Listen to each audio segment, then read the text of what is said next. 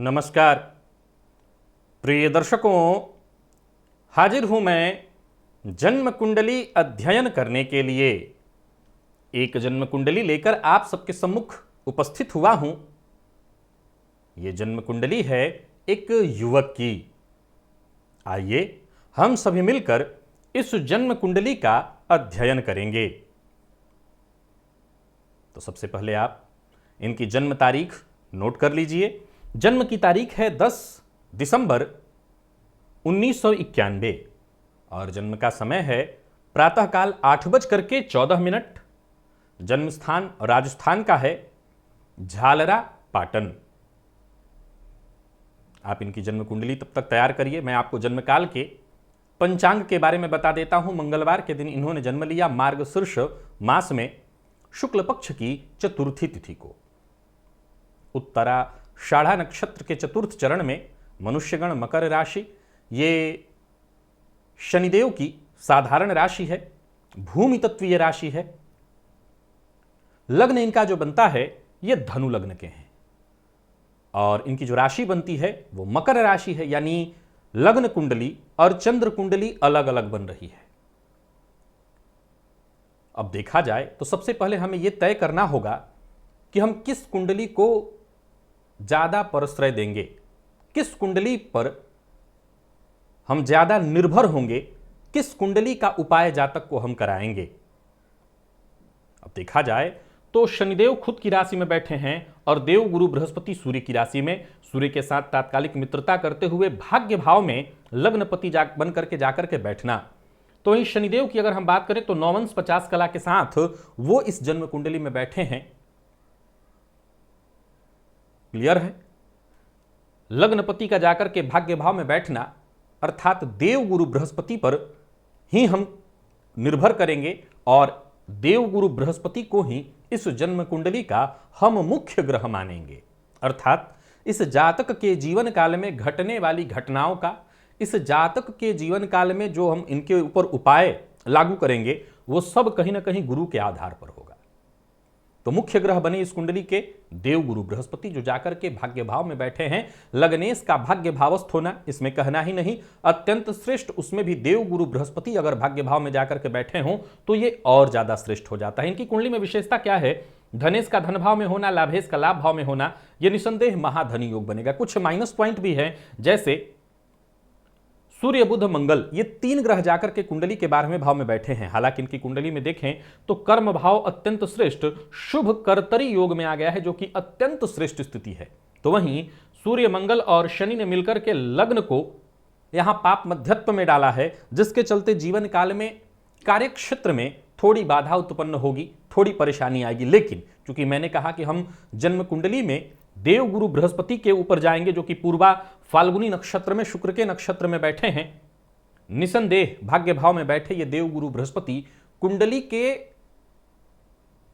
तमाम विघ्न बाधाओं को और दुष्परिणामों को कंट्रोल करने का काम करेंगे। क्योंकि इनकी कुंडली में अगर देखा जाए तो भाग्येश का जाकर के कुंडली के 12वें भाव में बैठना, पंचमेश का जाकर के कुंडली के 12वें भाव में, हालांकि मंगल स्वगृही है परंतु 12वें भाव में होना, थोड़ी सी चिंता तो अवश्य लाने वाला है, विशेष करके भाग्येश का जाकर के 12वें भाव में बैठना। परंतु जैसा मैंने कहा कि लगभग दुष्परिणामों को देव गुरु बृहस्पति कंट्रोल कर लेंगे। अब पुनः आ जाइए इनके लग्न पर। लग्न में राहु का होना यह भटकाव उत्पन्न करता है, क्रोध, चिड़चिड़ापन भी उत्पन्न करता है। लेकिन विचारणीय है कि देवगुरु बृहस्पति की राशि में बैठे ये राहु देवगुरु के समान फल बनाएंगे और देवगुरु की दृष्टि से दृष्ट ये राहु देवगुरु के समान ही फल देने वाले बनेंगे। फलस्वरूप देवगुरु बृहस्पति कोई बुरा परिणाम नहीं देंगे। अब उनका जो अपना मूल स्वभाव है भटकाव लाना, तो थोड़ा सा भटकाव तो जातक के जीवन काल में लाएंगे ही लाएंगे। एक और विचारणीय तथ्य है इनकी कुंडली में विषयोग का होना।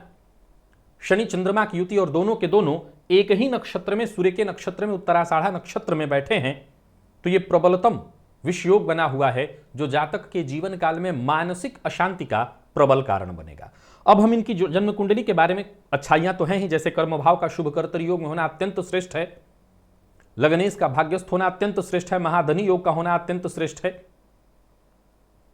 अब हमें इनकी जन्म कुंडली में जो इनके प्रश्न है पहले उसको समझना चाहिए, बाकी की चीजों पर भी हम गौर करेंगे। इन्होंने सबसे पहले पूछा है मेरे व्यक्तित्व के बारे में बताइए एवं समाज में मान सम्मान पद प्रतिष्ठा कैसी रहेगी, ये जानना चाहते हैं। आप मुझसे बेहतर अपने व्यक्तित्व के बारे में जानते हैं। हर व्यक्ति अपने व्यक्तित्व के बारे में बहुत अच्छा जानता है। धनु लग्न, देवगुरु बृहस्पति की ये मूल त्रिकोण राशि है। सीधी सी बात है कि देवगुरु बृहस्पति वो भी आपके लग्नपति बनकर के भाग्य भाव में बैठकर के लग्न को देख रहे हैं।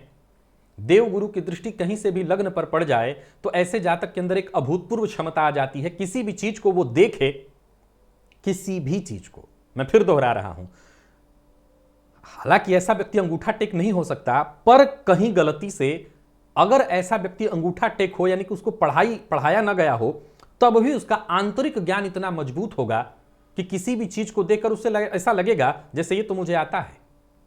एक और बात मैंने कई बार बताया है कि देवगुरु बृहस्पति की दृष्टि अगर लग्न पर पड़ जाए, देवगुरु बृहस्पति भाग्य से संबंध बना ले, तो ऐसा जातक कोई बात कह दे तो वो बात घटित हो जाती है। ये देवगुरु के कारण होता है।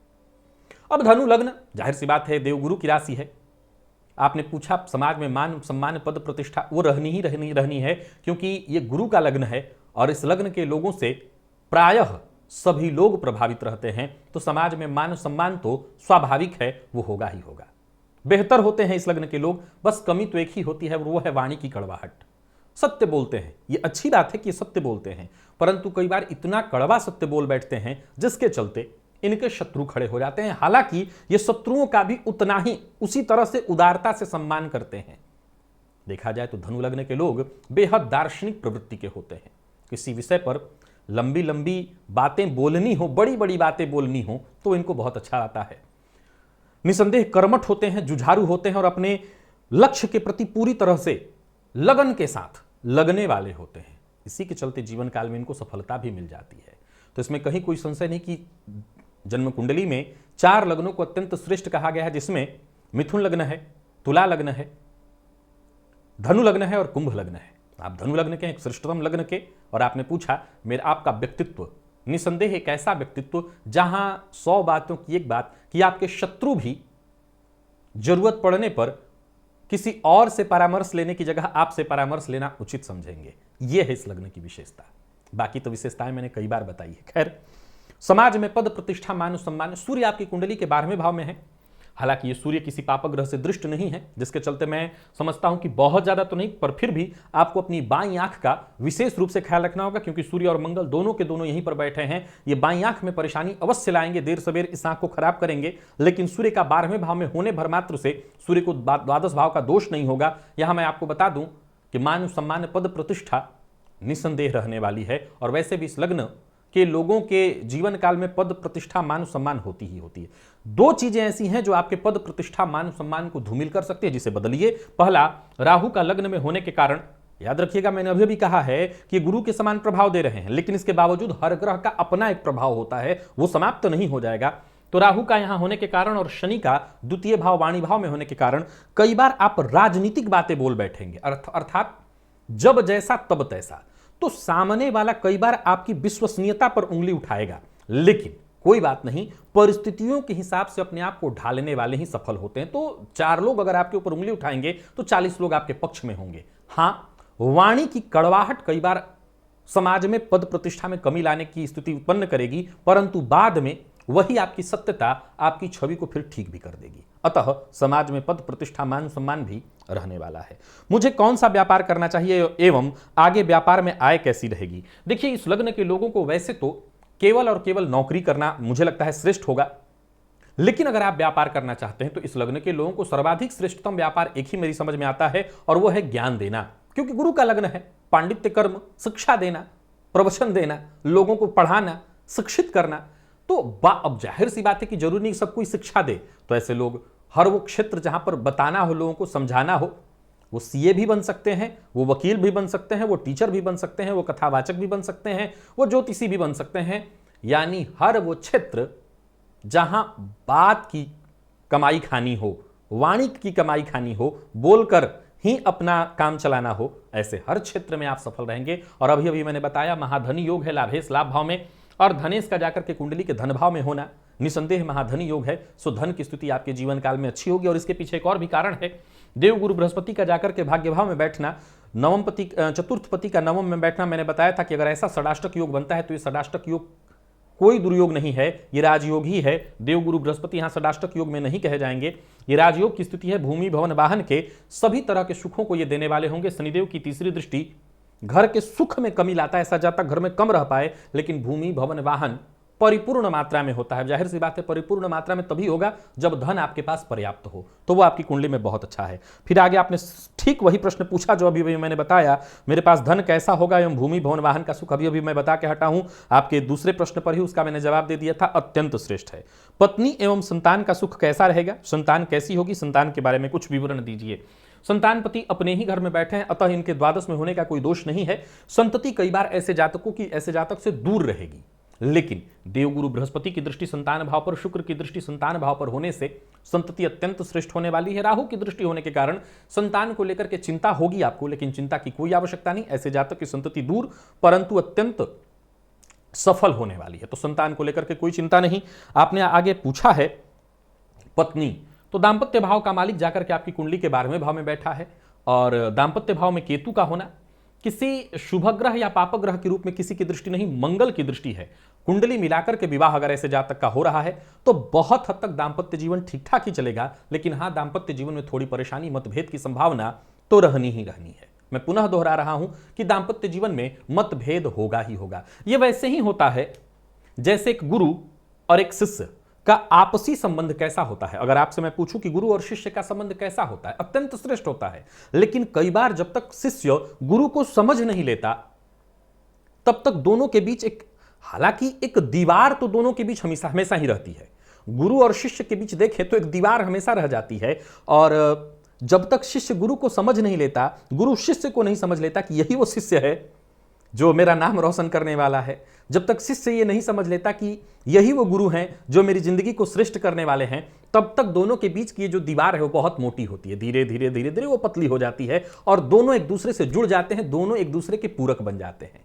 आई बात समझ में? और वैसा ही है इसमें, बुध युवराज हैं और देवगुरु, गुरु और शिष्य।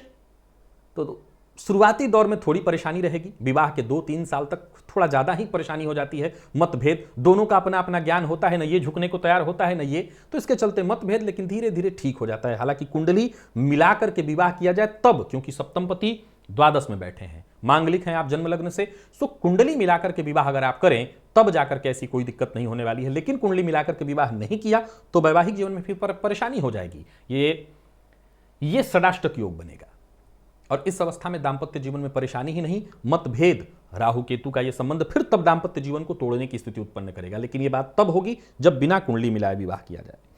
अगला प्रश्न आपने कमाल का पूछा है, विषयोग से मुझे नुकसान ही होगा या इसका कोई फायदा है, या यह विषयोग मेरी कुंडली में ना के बराबर है? ना के बराबर तो बिल्कुल नहीं है, प्रबल योग है, ये प्रबल विषयोग है। और मैं आपको बता दूं कि यह मानसिक अशांति प्रबल देने वाला है, यह प्रबलतम मानसिक अशांति का कारण बनेगा। एक और बात, ये जो चंद्रमा है जो कि इस कुंडली के अष्टमपति हैं, अष्टम भाव को देख रहे हैं और शनिदेव की दृष्टि अष्टम भाव पर है, ये प्लस पॉइंट है। क्या?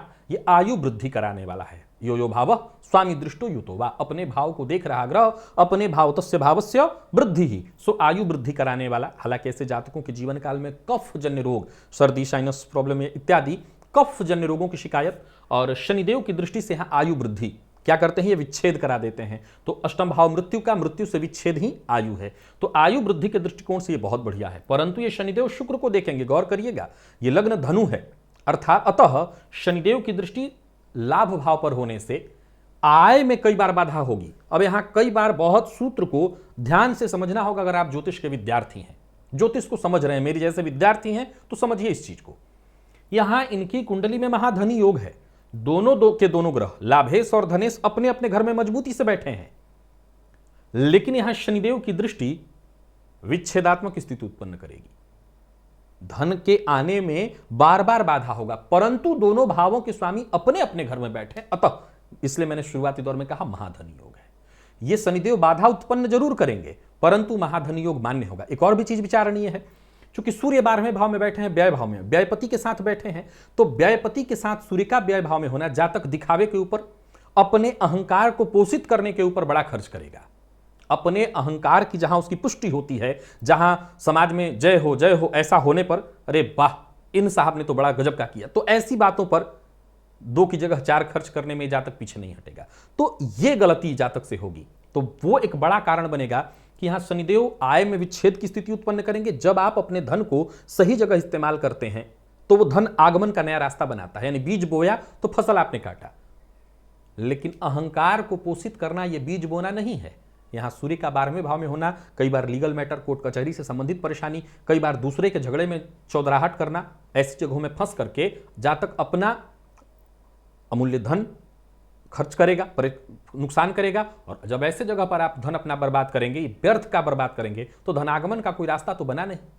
तो ये बड़ा कारण बनेगा कि धन से आपको दूर भी कई बार होना पड़ेगा। तो अपने जीवन काल में इस बात का ख्याल रखिएगा कि बेहद व्यर्थ के अहंकार और दिखावे से आपको सदैव बच करके रहना है।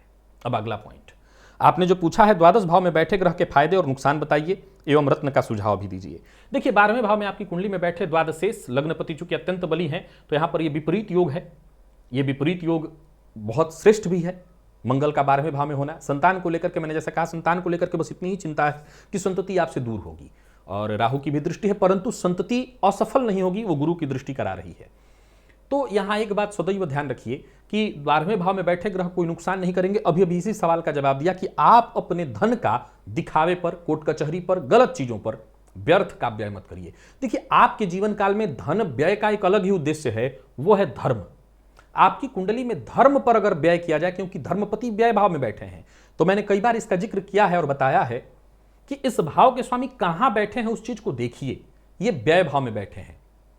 निर्भर करता है कि आप अपना व्यय कहां कर रहे हैं। मेरे हिसाब से धर्म के नाम पर, अच्छी चीजों पर, धर्म के नाम पर व्यय करते समय अगर आपने ये दिखावे के लिए भी कर लिया तो भी कोई बुराई नहीं है। लेकिन वही लड़ाई झगड़ा, कोर्ट कचहरी, इन सब चीजों में किया तो उसके कोई फायदे नहीं। तो आप अपना व्यय केवल और केवल एक मुस्त धर्म पर करिए। बल्कि यह तय करिए कि अपनी कमाई का कुछ हिस्सा मैं सदैव धर्म में लगाऊंगा। इससे समाज में मान, सम्मान, पद, प्रतिष्ठा, आपका भाग्य जागृत होगा धर्म के कारण, और नाम सम्मान जो आप चाहते हैं वो तो मिलेगा ही मिलेगा। तो आप एक चीज बचपन से ही तय कर लीजिए कि मुझे अपनी कमाई का कुछ हिस्सा दान में लगाना ही है। वो भले दिखावे में ही लगाइए, आप दिखा के लगाइए, ये देखिए कि 4 लोग देख रहे हैं कि नहीं, परंतु धर्म में लगाइए, फिर इससे आपका श्रेष्ठतम विकास होगा। और अगला प्रश्न आपने रत्न के बारे में पूछा है, तो उसके बारे में मैं बताता हूं। राजनीति जाना चाहिए या नहीं, अगर हां तो सब कैसा रहेगा? आप बिल्कुल जाइए। लग्न में राहु बैठे हैं, द्वितीय भाव में शनिदेव। कई बार आप राजनीतिक भाषा बोलना भी जानते हैं, सत्य भी बोलते हैं, और जरूरत पड़ने पर शनिदेव अपना काम करा लेंगे, झूठ भी बुलवा लेंगे आपसे, झूठ भी सच मिश्रित। अब ये झूठ कैसा होगा, वो सत्यम ब्रूयात वाला सनातन धर्म का सूत्र याद करिए। तो यहां मैं आपको बता दूं कि निसंदेह आप राजनीति से जुड़िए। राजनीति से जुड़ना आपके लिए फायदेमंद होगा, परंतु विचारणीय तथ्य है राहु की महादशा सन 2010 से जारी है और 2028 तक ये चलने वाली है। इसके बाद गुरु आएंगे जो आपके जीवन को पूरी तरह से परिवर्तित करेंगे। लेकिन इसका मतलब राहु खराब नहीं है। राहु का अपना स्वभाव है, भटकाव, चिड़चिड़ापन, टेंशन, भय, विवाद, मानसिक अशांति, और अभी राहु में केतु स्वास्थ्य से संबंधित परेशानियों को भी जन्म दे देता है। सो स्वास्थ्य का जरा ख्याल रखिएगा। मैं आपको बता दूं कि चलित चक्र में आपके सभी ग्रह इसी जगह पर बैठे हैं जहां जन्मांक चक्र में दिखाई पड़ रहे हैं। निसंदेह आपको राजनीति से देर सबेर जुड़ना चाहिए। और अगर आपके पास कोई गॉडफादर है, अर्थात आपके पास कोई राजनीति से जुड़ा आपका अपना कोई है, तब तो फिर ये और बढ़िया हो जाएगा। गुरु की महादशा में राजनीति में आप निसंदेह ऊंचाई छुएंगे। तो मुझे लगता है कि राजनीति से आपको जुड़ना ही जुड़ना चाहिए। यह आपके लिए फायदेमंद होगा। नाम, पैसा, सम्मान सब कुछ देगा। क्योंकि आपकी कुंडली में सूर्य कोई बहुत पीड़ित अवस्था में नहीं है, बुध के नक्षत्र में 12वें भाव में बैठे हैं। और मैंने जैसा कहा, धर्म पर अगर आप व्यय करते हैं तो वैसे ही आपका नाम चारों तरफ फैल जाएगा। मुझे ऐसा लगता है राजनीति से जुड़ना समाज में आपको स्थापित करेगा, आपके पद और कद दोनों को बढ़ाएगा। अब आपने पूछा है आगे सब कैसा रहेगा। निसंदेह जैसा मैंने अभी भी कहा, गुरु की महादशा 2028 के बाद बहुत बढ़िया। राहु को भी खराब मत मानिएगा, ये थोड़ा सा भटकाएंगे, डिस्टर्ब करेंगे, लेकिन कोई बात नहीं। आइए हमें विचार करना चाहिए इस कुंडली में रत्न हम कौन सा धारण करें। मात्र एक रत्न, देवगुरु बृहस्पति का रत्न, आजीवन पुखराज, लगभग 9.25 रत्ती का, सोने में बनाकर के इस तर्जनी उंगली में डाल लीजिए जीवन भर के लिए। उपाय दूसरा, हनुमान जी की आराधना जितना हो सके। मैं समझता हूं प्रतिदिन 7 पाठ हनुमान चालीसा का आपको करना चाहिए, नहीं तो कम से कम 3 पाठ। 7 पाठ सबसे बढ़िया रहेगा। आप राजस्थान में हैं, सालासर हनुमान जी हैं, समय समय पर कम से कम महीने में एक बार जाकर के दर्शन करिए। अगर आपसे करीब हैं तो, दूर हैं तो भी एक बार दर्शन करिए। जो भी हनुमान जी का मंदिर हो, प्रसिद्ध हो, वहाँ पूजा खूब होती हो, ऐसे जगहों पर देवता जागृत हो जाते हैं, जाकर के दर्शन करिए। हनुमान जी वैसे भी इस कलयुग में भी दर्शन दे देते हैं, तो उनकी आराधना से आपको सब कुछ मिल जाएगा। तीसरा, राहु की महादशा चल रही जो कई बार थोड़ा सा मन को भटकाएगा, चिड़चिड़ापन लाएगा, क्रोध लाएगा। वैसे भी आपकी कुंडली धनु लग्न की है, तो ऐसे जातकों के जीवन में एक बात तो विचारणीय मैंने देखा है कि क्रोध वैसा कुछ नहीं होता, परंतु वाणी ऐसी होती है जिससे लगता है कि क्रोध में ही है। तो इससे बचने के लिए आपको गणेश जी की आराधना करनी चाहिए। गणेश जी को दुर्वार पित करिए, बुधवार के बुधवार गणेश जी की खूब आराधना करिए। इससे वाणी आपकी प्रभावी हो जाएगी। और समाज में जब आप राजनीति की बात पूछ रहे हैं तो राजनीति तो श्रेष्ठ होगी ही, समाज में आपका पद और कद ये बढ़ाने वाला होगा। तीसरा, आपकी कुंडली के द्वितीय भाव में शनिदेव चंद्रमा के साथ बैठे हैं, विषयोग बना करके इसकी शांति कराइए। एक, दूसरा, 7.5 चल रही है और 7.5 की ये मध्य ढैया है जो कि मानसिक अशांति और परेशानियों को देने वाली है। इससे बचने के लिए जो मैंने उपाय कहा है, अगर हनुमान जी की आराधना आप करते रहें और जैसा मैंने कहा 3 पाठ या 7 पाठ आप हनुमान चालीसा का करते रहें, तो जीवन में कभी कोई समस्या आएगी ही नहीं, आएगी कभी नहीं। और विवाह और दाम्पत्य जीवन बचाने का एकमात्र तरीका है कि शुरुआती कुछ दिनों में कष्ट होता है, लेकिन इसके बाद सब कुछ बढ़िया, और संतान इत्यादि को लेकर के कोई चिंता नहीं। तो एक पूरी कुंडली अपने आप में बेहद श्रेष्ठ और अत्यंत सफल श्रेष्ठ है। सूर्य 12वें भाव में बैठे हैं, सूर्य की आराधना कभी भूलिए मत, नित्य करिए, पिता का सम्मान करिए, और सूर्योदय के बाद तक भूल कर भी मत सोइए। ये आपके जीवन में जहर है। गलती से अगर आपको मद्यपान इत्यादि की भी कोई आदत है तो उसे आज के आज छोड़ दीजिए। पिता का खूब सम्मान करिए, इससे आपके सूर्य ठीक रहेंगे। और सूर्य को ठीक रखना होगा ताकि भाग्य बली रहे। झूठ बोलने से बचिए। अपने जीवन काल में एक सबसे बड़ी आदत लाइए कि झूठ आपको ना बोलना पड़े। वैसे तो ये सत्यवक्ता होते हैं इसलिए तो कड़वी वाणी का प्रयोग करते हैं, पर आपको विशेष रूप से इस बात का प्रयत्न करना है, क्योंकि शनिदेव दूसरे भाव में बैठे हैं। कहीं कहीं किसी पॉइंट पर अगर झूठ आ भी जाए, उससे बचने का प्रयत्न करिए। आपके सूर्य बली रहेंगे, और सूर्य बली रहेंगे तो भाग्य बलवान रहेगा, भाग्य मजबूत रहेगा तो सब कुछ आपको मिल जाएगा।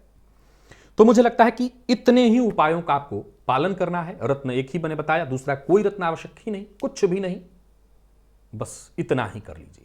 आपकी पूरी जिंदगी बेहद मजे में गुजरेगी। और अभी गुरु की जो महादशा आ रही है वो 16 साल, अगर आप कर्मठ हैं जैसा कि हैं, धीरे धीरे ही उभरता है मकर राशि होने के कारण। ऐसे लोग एकाएक आकस्मिक रूप से सबों की नजर में आ जाते हैं। तो ये जो मेरे उपाय हैं कंटिन्यू करते रहिए, भगवान ने चाहा सफलता आपको मिलेगी। प्रिय दर्शकों, ये थी एक युवक की जन्म कुंडली। यदि आप भी इस जन्म कुंडली के संदर्भ में कुछ अच्छा कहना चाहते हैं तो निसंदेह कमेंट में आपका स्वागत है, जरूर कहिए। आज के लिए बस इतना ही, इजाजत दीजिए, कल पुनः मुलाकात होगी। तब तक के लिए नमस्कार।